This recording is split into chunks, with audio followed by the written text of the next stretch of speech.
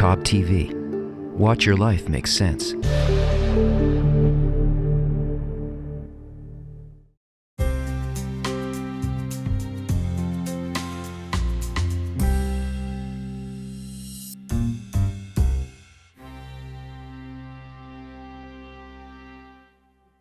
I consider myself the classic New York woman who's single and goes out and likes to, party and hang out and meet people.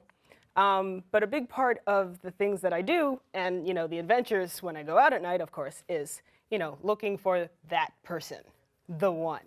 And I guess for me, I'm at a point where I'm asking the question, does that actually exist? Is the whole concept of looking for a soulmate. I'm looking for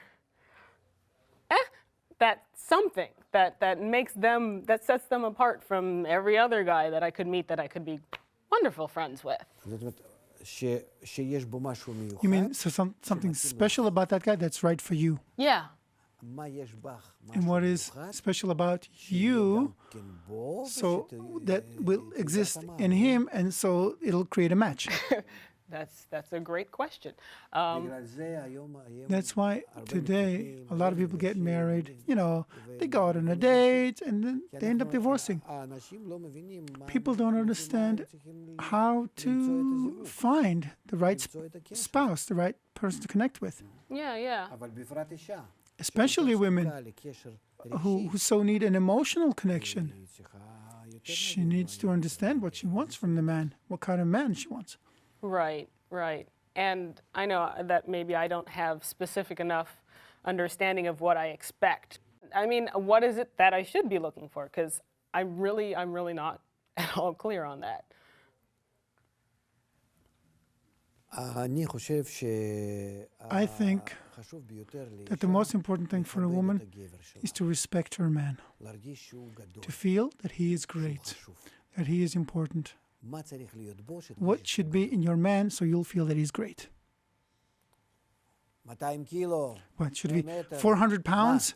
What, 7 feet tall? What? What should he be? A scientist?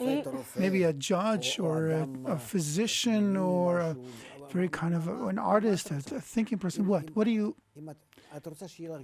want to have a special man? I do, and I want someone with a heart that's 400 pounds. That I can feel love from so intensely, and that I can return. That we can have that. Sure, it'd be nice if he were a thinker, because then we wouldn't have very much conversation. But you understand it doesn't exist. Well, that's what I figured. So you need to make concessions. You need to relinquish something. In ordinary life, people make concessions and then they don't have a choice, because you got to get married, you got to have kids. So then you look at the man and a man or a woman, do we fit in order to have a household and have kids until we grow old and pass away? Or maybe you should look for a special kind of connection which is above our egos, above concessions, above demands, meaning to look for a person who can transcend his own ego and his own demands, and you too will be the same. And then if we meet above our egos, there we will unite in such a way that it'll be good for both.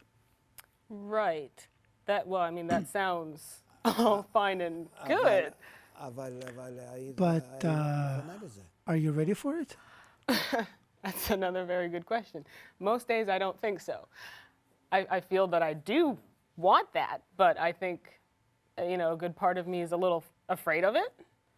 I will admit that I'm someone who enjoys her own company very, very well. and likes to have things her way. And But in the circles, the social circles you go with, you find no one?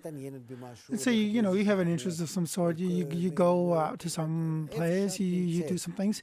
Where you are, something that is more way for your perspective, for your life philosophy, You're not finding anyone who thinks like you, who sees things like you, who's a match? Yeah, no, I mean, I see people that have those certain qualities that are similar to me, that I have things in common with, and important things in common with. But I don't know. I don't know. Maybe it's the little girl fairy tale story that's still stuck in my head, that I haven't found my fairy tale. Maybe I'm still looking for that and looking for the wrong things. But so far, I'm still single. I have a ring on my finger, but it's more of a toy than anything else. So, besides wanting kids and a husband and a home, and a living or a decent life, is there anything else you want? Something special in life? Because that's what everyone wants. Something special beyond, by which you have to look for that person, otherwise you won't match each other? Well, I mean, I say it jokingly, but I think I pretty much mean it. I mean, most of the time, I just want to be happy. And what it would take from another person for that to be the case, I'm not entirely sure. I definitely want someone who wants the same things that I want, hopefully wants happiness for themselves too, who wants to be, committed and wants to have a life together, and the children, and, who love music and arts and culture and all sorts of fun things. But maybe we won't want to kill each other, at least maybe 50% of the time. And yeah, I just want to be happy. That's it.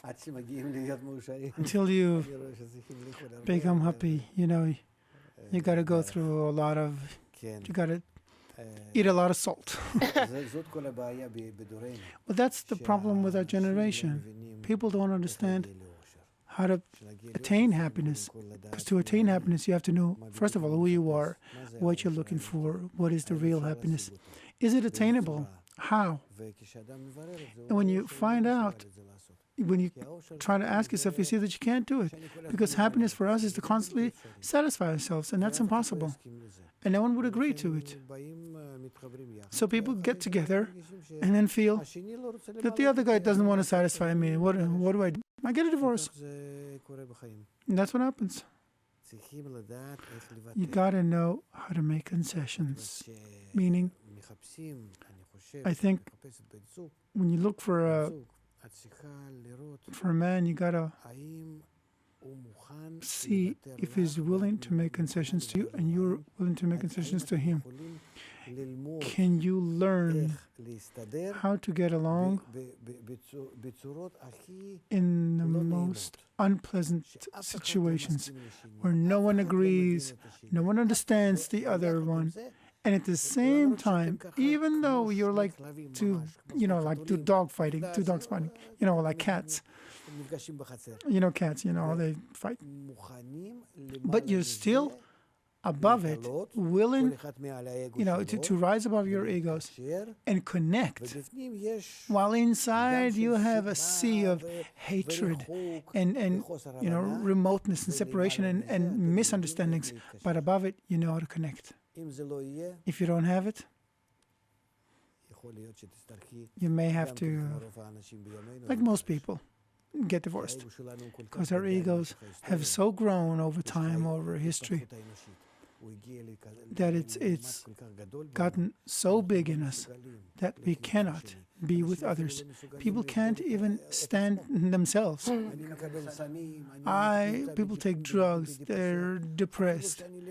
Even when they're alone, all the more so with someone else. To share my apartment, my house, my bed, I can't. I can't. So if we don't learn how to rise above it, above our egos, we won't be able to ever build a family. Our kids, even if we have them, will not grow up in a family. It'll always be some kind of one-parent family. So we first have to learn how to rise above the ego.